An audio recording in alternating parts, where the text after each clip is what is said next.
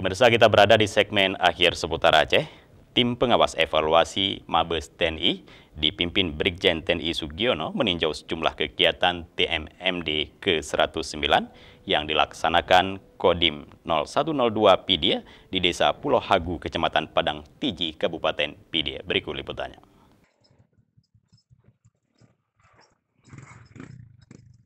Kegiatan TMD ke-109 Kodim 0102 PD melaksanakan pembangunan ruas jalan, penyiraman pasir batu, pembangunan jembatan dan gorong-gorong serta rumah tidak layak huni.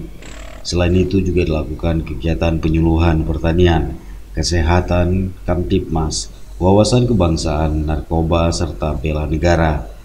Ketua Tim Pengawas Evaluasi Mabes TNI Brigjen TNI Sugiono menyebut pemilihan lokasi TMMD sangat tepat karena salah satu persyaratan penentuan dilakukan kegiatan TMMD dari azas manfaat dan pemilihan lokasi pembangunan infrastruktur, jalan, jembatan, dan gorong-gorong yang sangat bermanfaat bagi masyarakat setempat. Brigjen TNI Sugiono menyampaikan terima kasih kepada Dandim dan Forkopimda hingga tokoh masyarakat, tokoh agama dan pemuda yang sudah membantu pelaksanaan TMMD. Dari PD, Tim Liputan Aceh TV melaporkan.